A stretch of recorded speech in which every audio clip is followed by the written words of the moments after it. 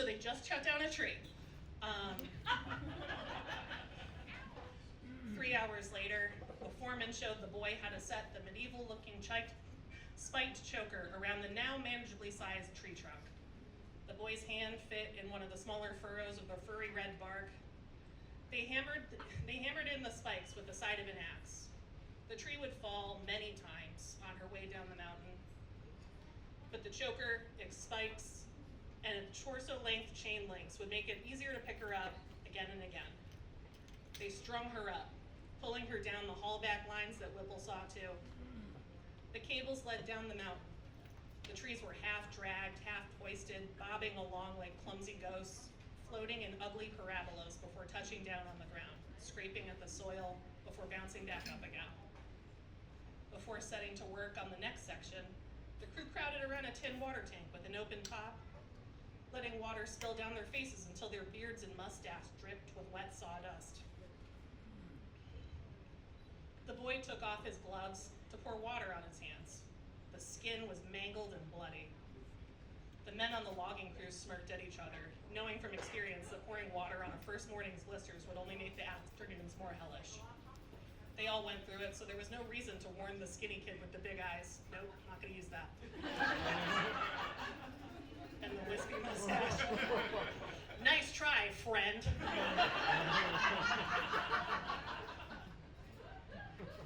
There'll be a new greenie soon enough, and then he'll be one of them. Probably even before he'd broken in his spike boots. No time for that now. Get your gloves back on, we got a long day. The old man strode back towards the log. We've already had a long day, the kid jibed. Since the kid couldn't see his face, the old man smiled.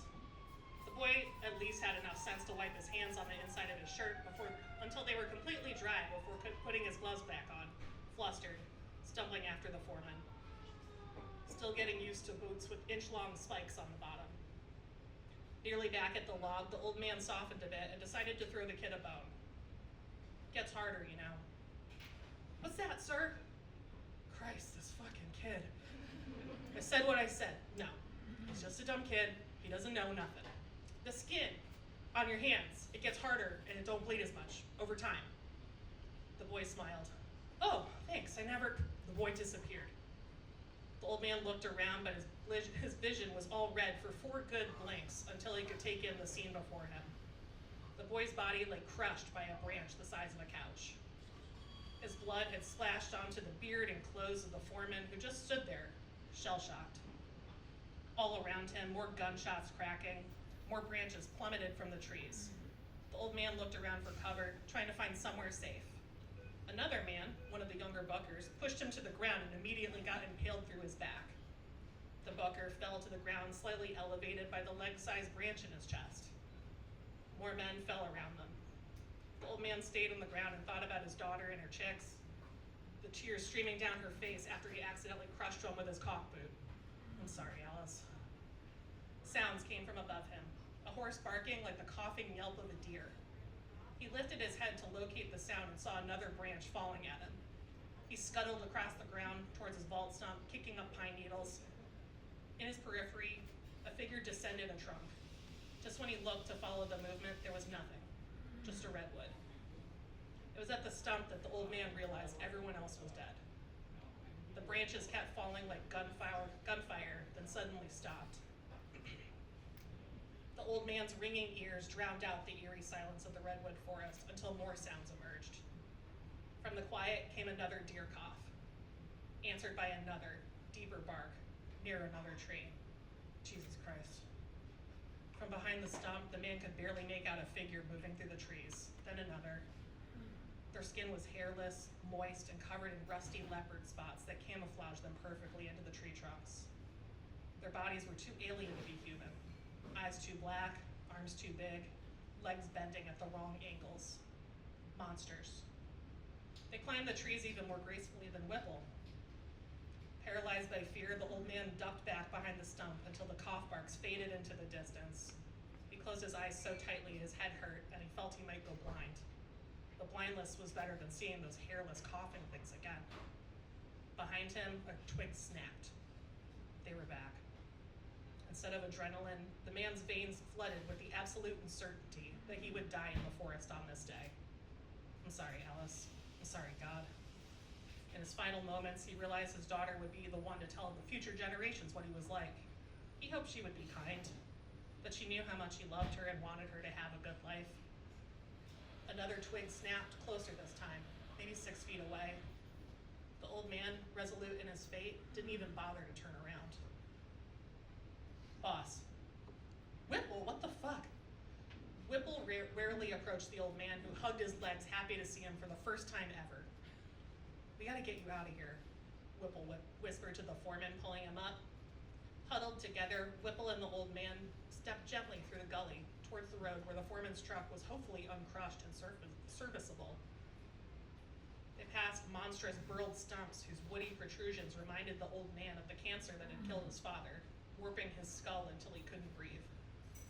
The burl's brown marbling reminded him of those creatures, the barkers. What were those things? The foreman asked, whining more than he cared to, but too terrorized to care. The look Whipple gave him said it was more whining than Whipple cared for, too. They let the forest sounds fill the awkwardness as they shuffled through more leaves than the old man had ever noticed in these woods.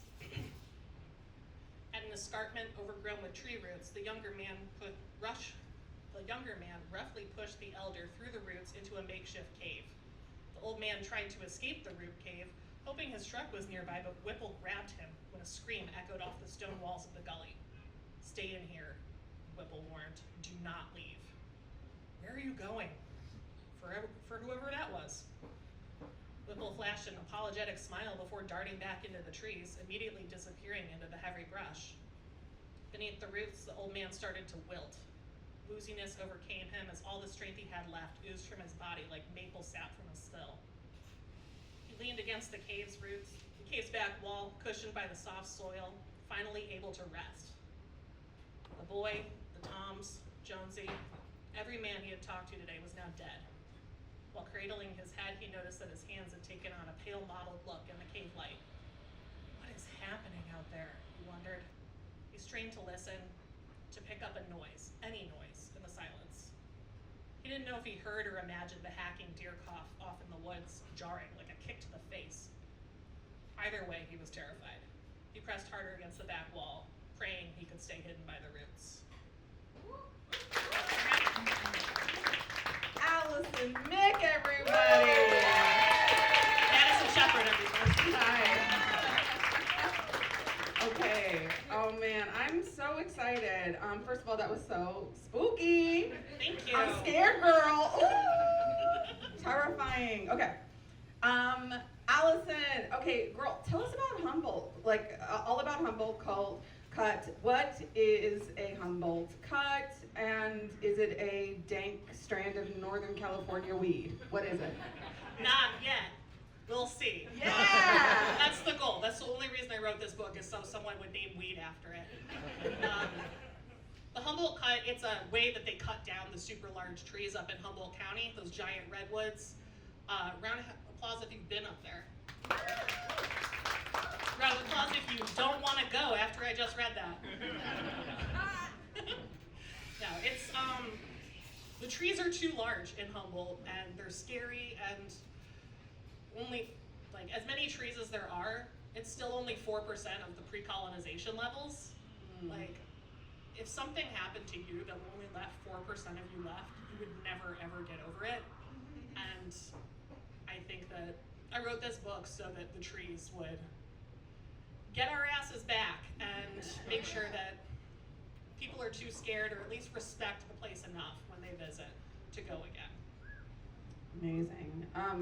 Okay, so what is it about Humboldt that inspired you to write such a dark and twisted story? And I mean that in a very new metal, cool kind of way. Like, what about that place? I love it up there. It's so freaking weird. Like, I'm from upstate New York. I'm not from Humboldt, but when I moved to the Bay Area over 15 years ago now, I was visiting LA, I was visiting San Francisco, I was meeting like the same kind of person, and I was like, where are all the fucking townies? and they're up in Humboldt. If they like, there's a great comedy scene up there, and they would invite San Francisco comics up all the time to perform, and if they liked your set, they would shake your hand, and when you got it back, there would be weed in it, and you're like, oh, thank you, gross. Loose weed. But it's just like,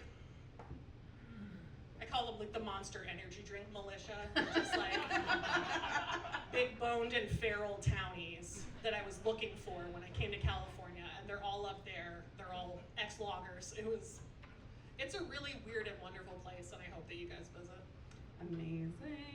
Okay, aside from me, who is clearly your target audience, because we're so alike, who did you write Humboldt Cut for?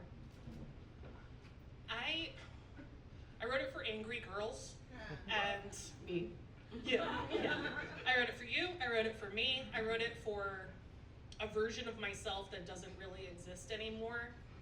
Because for a really, really long time, all I wanted to do was die, and I think a lot of artists have this thing where they're like, where you finally get past the age you thought you were gonna die at, and you're like, well, now what? And I sort of took that part of myself on a self-help journey through the redwoods to be like, hey, maybe there's worse things in life than killing yourself or like working a shitty job. Like, you can do more things than just wanting to die all the time. There's more to life. Like forest death and monsters. Okay, so we met doing stand-up over 10 years ago when we were both children. Just little babies. In utero. 10 years smallest ago? Little guys. At the fetus open mic. Right by Nick Q. Okay, I don't know. I was like, what are children? How do I talk about that? I don't know. It's not really What are children? It's not my culture.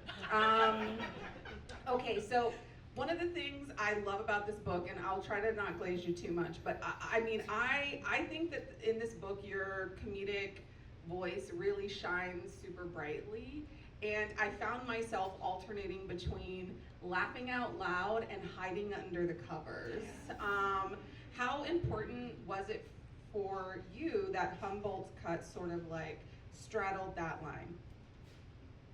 Honestly, I didn't know the book was funny until I started querying it, and a lot of book agents were like, oh, it's like a comedy horror, and I was like, not really, this is me being serious. Like, I have clown blood in me, and I can't be serious ever, so even when I'm trying to just like really put it all out there in my super serious suicide book, there's a bunch of jokes. So, sorry, and you're welcome. It's great. I love it. One of the things I really loved about reading it, because I got to read it before you guys, sorry. I mean, you know, not all of you, some of you actually read it before me, but whatever, we're not talking about that right now. I am jealous. No, one of the things I loved about this book was how multi-layered and real all the characters feel. Like, at no point in the book was I like, hey, a human being would never, ever do that. I was never caught off guard. Can you share some of your process, late as usual, Danielle Perez? Wow. Not to make it about her, but... We're just saying. No, can you share some of the process of how you develop such multi-layered 3D characters? Absolutely. I mean, I write characters first. Before there's a story, there's characters, there's a vibe, and it's like, how do I best encapsulate this vibe in a character? Like, what are all of the, like, competing, like, there's a lot of themes in Humboldt Cut, there's a lot of, like, big statements about the world, and I felt like the person who could take the reader on that journey was a suicidal psych nurse who was visiting her hometown. And I just like, I wrote this first as a screenplay 8 years ago. Ooh. And it was a screenplay. A lot of the people in the audience today were at the table read that we did right before COVID, and then all the comedy went away. All the people are not looking to buy horror features from first-time writers. And the story kept getting bigger in my head, and the people's each character's motivations kept getting bigger in my head. It was like, well, everyone should have their own journey in this story, so the more you add, the more pages there are, and all of a sudden it's 340 pages, and you're emailing it to random people named Lauren in the middle of the night. It's like, read this, please! And that's my process. I wrote it as a screenplay, then I wrote it as a TV pilot, and then I was like, let's try a book, and then now it's a book. So I know you guys are here. I love that. I think it really shows in the writing of how rich the world is. This is not in our questions, but just as an aside, but I really enjoyed how it would switch back between the past and the present in the book. That's really cool for me. Okay. Thank you. Some of your main characters in the book are indigenous people. Can you share how you developed those characters, even though you yourself are not Native American? I was really lucky to have a writing group that you're part of, that for Black and Indigenous women of color who were tired of receiving notes from white people who didn't understand where we were coming from. And we're like, what if you had the kid yell at their mom? And we're like, never that. not if you want to get killed. So we started reading each other's work, and you and Jackie Kali'i, who is Indigenous, is one of our favorite people. We love her so much.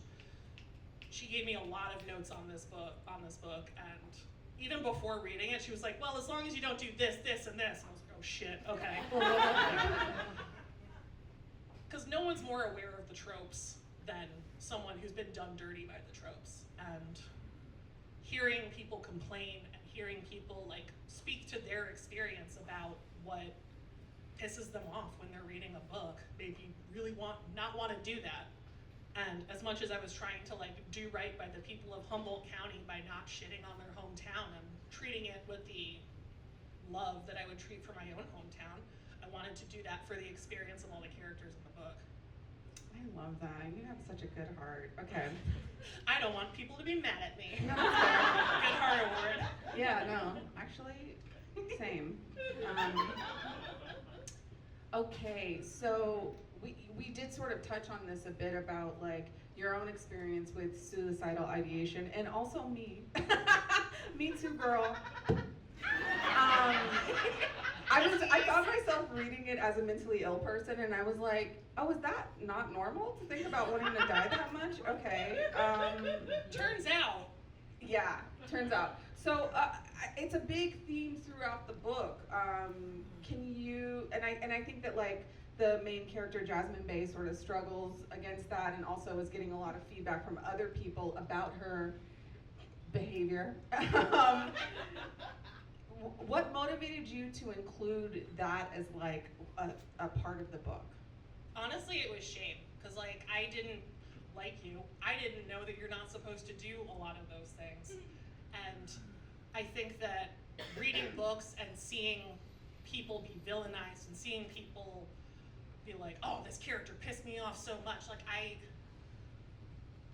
wanted somebody to read that and go, ooh, I do that. Maybe I should not. Like, shame is a very powerful motivator. Called and out. if I could bully them with my book to not do certain behaviors, then you're welcome, everybody. You got me, bitch. Are there children here? Who cares? Okay. Okay, as I'm your friend, but I'm also a huge fan of yours. I know. So I heard you talk about this book on our friend Jessica Seeley's Some Timeline podcast, and you talked about just being radicalized by the treatment of trees. Can you talk about what brought that radicalization on, and also like why you wanted to tell a story about the cruelty of the logging industry, and also how it parallels the treatment of people of color, specifically Black people in America? And also, while we're here, can you tell us your plans for how to end all wars and genocides? Oh, racism and pollution as well. Oh, I mean, we're okay, here, bitch. yeah, Eating all right. disorders, anybody else? All right, let's stand up. Let me cook. No, I read a book called The Overstory by Richard Powers, and it's a really lovely literary fiction book about people being radicalized by trees, and like how does somebody become an eco-terrorist? Like all of a sudden you start looking at the world differently, and like you fall in love with a tree and you notice like this is just one of many. And when you start noticing the plants around you as living things, it changes something inside of you. And when I started doing more research into this, there's so many archival photos of like vintage logging, and there's like guys hanging out next to giant logs hanging from a big thing, like hanging from the haulback line, and I couldn't help but like being a black person in America, surprise anyone who didn't know. What if they're like, what? She's black? What? Fuck this book. What? No, everyone here knows me. There's a lot. They used to sell postcards from lynchings, and it's the same kind of photography. It's that same sort of look what I got, like look what I dominated, like mentality behind those pictures, and I couldn't not see that when I was looking at the logging photos, and it radicalized me. And now I wish the trees would kill us all, and the trees would be in charge. Yeah, no, literally, if you... That's my solve for everything. Great. Eco-fascism, but the trees are in charge. Yeah, I mean, yes. I read, there's portions of the book where I was like, sounds familiar, this treatment of the trees, and I was like, oh yeah, hadn't thought about it, but it's colonialism, which is white supremacy, which is at the root of all of our problems. Okay. Yeah, we did it. We got there. Okay, so like a lot of people in Los Angeles, you're a multi-hyphenate. You do a lot of things. I know, it's a terrible name, but it's true. I mean, you write, you draw, you do stand-up, you act. I mean, we were just, okay, anyways. Can you tell us about how you took this story from an award-winning script, yes, award-winning, into this 340-page book in your lap now? What was that process like? I really didn't want to revise that script. Real. So Procrastination. It's procrastination. Yeah. And that script made a really good outline for, I was like, well, maybe if I just like write out this scene in longhand and like in prose form, I'll like get the idea, then I'll be able to distill it down later. And that didn't happen. It just kept getting bigger and longer, and now it's a book. And here we are. Damn, dude. Divinely guided. That's all I heard. Okay. You're one of God's favorites. Cool. Meanwhile, I sit down to write, and it's like, blah, blah, blah. Okay. I did writing sprints with you. And I know it's true. Twice a week, every week for 2 years. Yeah, so I will say, like, we worked really hard. I will say, like, shout out to having a writing group that makes you write. It's really important. Yeah. And it's important that they're safe. When you start a writing group, don't just do people that you want to hang out with. That's fun, but you actually have to write at some point. Mm-hmm. But sometimes you end up with a book. Yeah. Thank you. A little birdie told me, aka you, that this book is part of a bigger series of novels that you're writing. Can you share with us what the future looks like for this book series? Yeah, there are Humboldt cuts everywhere for those with the eyes to see. This book is part of a larger series. The second book isn't announced yet, but it should come out in the next like 2 years. And incredible to have one book, but a second one in the works. Yeah, crazy, amazing. Yeah, Humboldt Cut is What If the Redwoods Were Trying to Kill You? The second book is What If the Great Lakes Were Trying to Kill You? Yeah. Great Lakes, Great Lakes, Spooky lakes, spooky lakes, spooky lakes. Okay.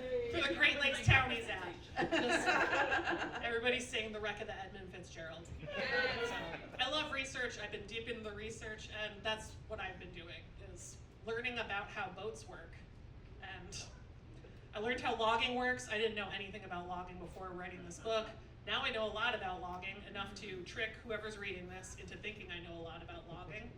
And the next one, we're gonna be at sea. But a lake. But a lake. I mean, while we're here, look, Redwood Gothic, as it's described on the cover of the book, is such a cool-ass genre title. I think it's the first time it's maybe used in parlance, which is very cool. Can you tell us about this genre's description and how Humboldt Cut embodies it? Sure. I mean, I love Gothic everything. Like, hello. We were mall goths back in the day, 30 years ago. I mean, 20 years, 10 years ago. 5 minutes ago. 5 minutes ago, we were goths at the mall. But I think that there's like a very like, the Gothic has a, like everything in the world has a very like white supremacist connotation to it, and I wanted to decolonize or like disrupt that in a way that let people expand their idea of what Gothic could be. And Redwood Gothic, it's a mix of like high culture and low culture. It's like, yeah, these trees are big and beautiful and majestic, but they'll also fucking kill you. And there's lumberjacks running around in buffalo plaid getting murked. And there's just like there's dive bars, and a dive bar can be Gothic, and I wanted people to know that. It's like, if your shoe's sticking to the floor, that's Gothic. Next time you're in a dive bar, oh God, this is so Gothic. I just wanted to expand what Gothic could be beyond like Tim Burton, big white faces and black clothes. Yes, I love. Also, okay, I have a few more questions to ask before we open it up to our lovely audience, who I'm sure is chomping at the bit. Who hasn't read the book? Who hasn't read the book, but may have questions nonetheless. Okay, sure. Okay, so what other projects are you cooking, and can you fix us a plate? What do you got? We'll take it. Yes, my second book, Dive, is coming out in December from Tenebris Press. 2 books in 1 year? Yeah! Who is she? Insane! You know how dive bars can be Gothic? There's a whole book about it coming out. It's from anyone from Oakland. I worked at the Stark Club as a daytime bartender for 2 years. That's how I met my lovely husband, Tana. And Dive is a collection of speculative horror stories about being an artist and like being in a dive bar and trying to like make music but still trying to live, and whether you're like, do you have to live the scumbag life to be a real artist? Sometimes you don't. Sometimes it works out. There's 15 stories in it, and they're all scary. So I think you'll like it. Oh. Okay, what would you say to the people in the audience who want to write a book but don't know where to start? What would you say to them? AKA, what would you say to me? I'd say you start by starting. Just fucking do it. Like, when you start, you're gonna suck at it for a little bit, but if you have taste, you're gonna know whether something is good or not, and eventually your output is going to catch up with your taste level, and eventually you'll have something that you're really proud of. And you can tell when you're getting better. Just start writing. Don't be afraid of a blank page. Start with an outline, or don't. Just sit down and write and do it. It's that, unfortunately, that easy and that hard. Yeah.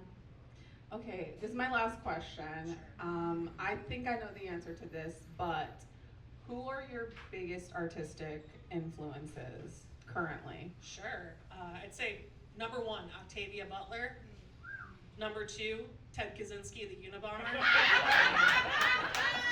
An eco-terrorist. His written work, mostly, not the praxis. Oh, really? Big fan of the stuff he wrote. Yeah. The other stuff? No. Yeah.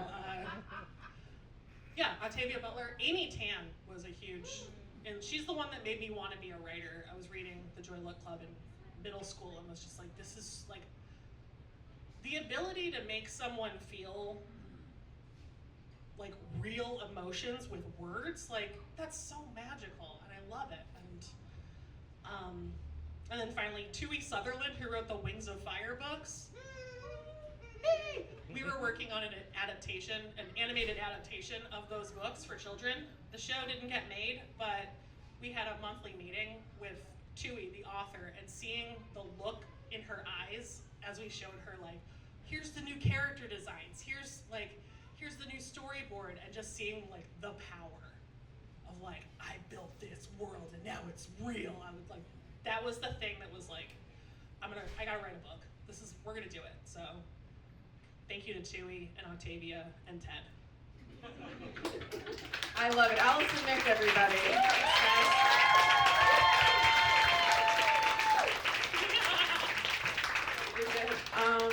Okay, now we're going to open it up to questions from the audience. Yes, please. Hi. How do you decide when to put like supernatural horror versus like real life horror? How do you decide when I'm just doing? How do you decide like which parts are like, oh, this needs a monster and this needs some like some real cringe stuff? Ooh, how do I decide whether to go for the supernatural scare or the cringy human emotional scare? That's a great question, Christina. Thank you for asking. I don't know. I ride the vibes. I do it the way I drive. It's just vibes only. Like, we go and we see, and if we're on the journey, and like, I think that there's horror for comedians is like, I didn't know that the book was funny because I was being like, this is gonna be horrible. It's like, when you're in a really awful situation and your mouth goes before your brain does and you say the thing that your brain was like, haha, this will be funny if I say it, and you say it, and then everyone is like, what is wrong with you? I think there's a time and a place for that, and I'd like to keep them in the books as much as possible, even if I do it in real life a lot, but I wanted to build to a monster. Like, I feel like the cringy, emotional, real life horror, that builds to the monster. And if it like gets you in the heart right before the monster comes, then you get like, don't scare. And yeah. Thank you, Miss Mick. Thank you. Thank you, Miss Mick. Other Miss Mick. Okay, we have time for maybe one or two more questions. Yes, in the back. Allison, Mick. Lauren Levine. You told me once that after you finished grad school, you couldn't read for pleasure for like 6 years. That's true. I think a lot of people go through long blocks like that, and I was wondering if you could talk about what happened or what it felt like when you broke that finally. Like, Absolutely. What let you get back into it? Yeah, I went to law school and it was awful. And after I got out and I wasn't a lawyer, I couldn't read for pleasure without having a panic attack, because the second I opened a book or had to write anything, I would just freak out. And it took a really long time to get back into reading for pleasure, and then after that, getting into writing for pleasure. And the thing that helped me a lot is on the back wall right there, graphic novels. If you want to get started getting back into reading, graphic novels help a lot, Kindle helps a lot, but just like training, it's like training. It's like training for a sport. You have to do it every day, and if you like, but it's reading. It's cumulative. You don't lose your progress if you don't do it that day. You don't have to do it every day. Don't listen to me. And I joined a book club a few years ago, and I've read more books with you guys than I never would have even thought to pick up, and being able to talk about them with people and like see how books make people feel and how they respond to all reading the exact same thing and having 10 different takes on it, like it really helps a lot. And having you, the writing group, read my work, having 8 different takes on the exact same 10 pages, I was like, how are you guys getting them? But talk to as many people as possible, share your work, read graphic novels, read books, read short books, read the phone book. They don't have those anymore, never mind. We're young. What is a phone book? What's a phone book? I don't know. Read Humboldt Cut, and if you read it and it pisses you off and you're like, fuck you, I could do better, good. Do it. Gauntlet thrown. I'll fight everyone in this room. They don't even serve beer here. I don't know. What was your journey like creating a monster from scratch? Oh yeah. It helped a lot that I was working at Warner Brothers Animation at the time.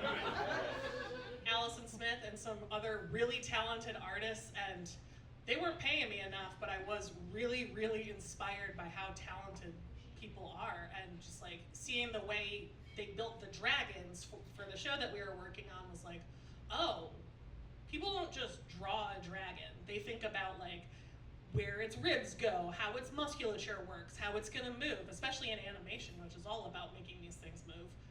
And working under Von Ross, who was the head of story on that show, I learned so much about just like, not just how to build a creature, which I wanted to be like, I just wanted it to make your skin crawl when you read about it, but building the world that that creature lives in. Because like, people don't tend to look up, and if death is coming from above, like, especially in the redwoods, I want you to look up because a monster's coming or there's a majestic tree. Okay, don't ruin it. I want to enjoy the tall trees. I gotta be scared. Spooky. Okay, one more and then we're gonna. Yeah, I mean, would you think about this as a, I mean, obviously it was a screenplay, so I mean, if you have that idea for like a movie in your head potentially, or like. Yeah, oh yeah. Am I thinking about adaptation? Sure am. Open to it. My manager's name is Sam Goff. Email him. Shouts to Sam Sam. Goff at Animated Perspectives. The idea was always that eventually this would come back around to an adaptation, but at this point, I'm open to it, but also the perfect version, the perfect, least production-friendly version of this story exists between these pages, and so many people don't even get to experience that I have to be really grateful that this it exists, and if this is all that exists,